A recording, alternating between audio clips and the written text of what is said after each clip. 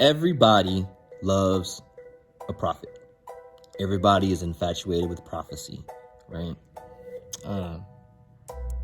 And when we think of prophets, they're like real life superheroes. We read the scriptures of them and they are performing these supernatural feats.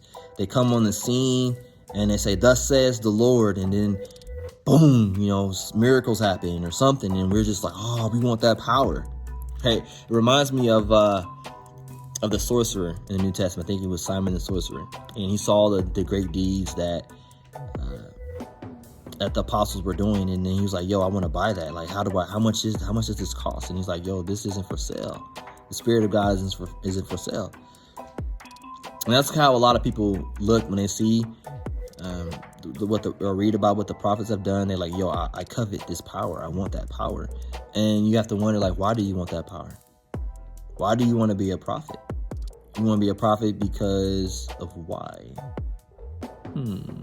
Is it because you want people to marvel at your prowess, marvel at your power, marvel about how close you are with God because you can do these great things? Or do you want to be a prophet because you want to actually help people? Or maybe it's a mixture of both. Is it because you're driven by your ego and you want to be adored? Like, why? What are your reasons for wanting to be a prophet? And it just made me question a lot of things and just sit back and watch. And one of the things I noticed too is that a lot of people fake. All right. So I don't know if you saw this TV show Psych. It's one of my favorite shows. And the main character, Sean Spencer, is a person that is very gifted in observation. Right? He has very strong observation skills.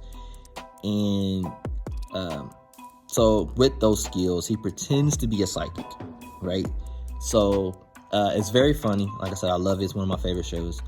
But that's how a lot of prophets today are. They have very, very strong observation skills. Okay.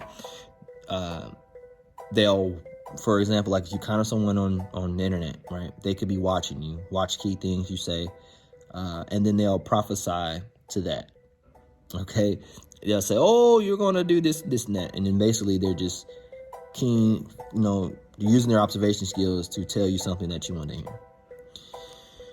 Another thing is, I remember a friend told me that someone had prophesied that they were going to get pregnant. Now, my friend just got married, right? And so I told him, I said, the odds of you and your wife getting married are very high, right? So they're not necessarily prophesying.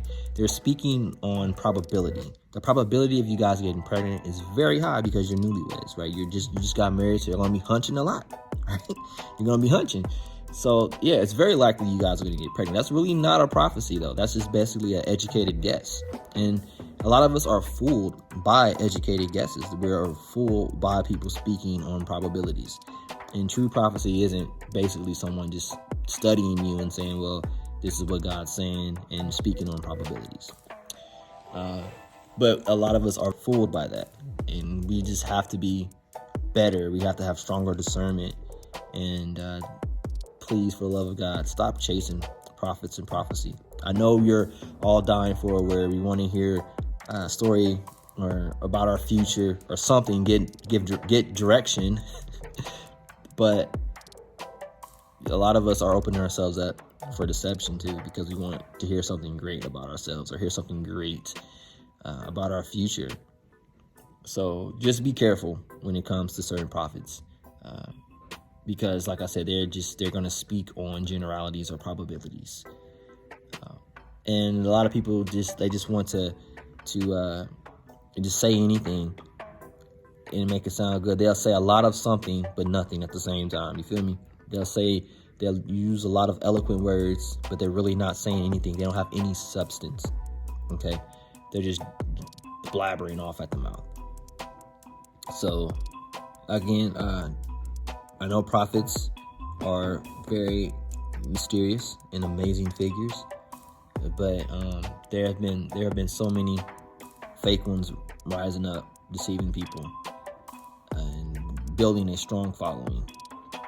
So you will know true prophets when you see them, whether you believe they exist or not, because there are a contingent of people who believe that all that stuff ceased.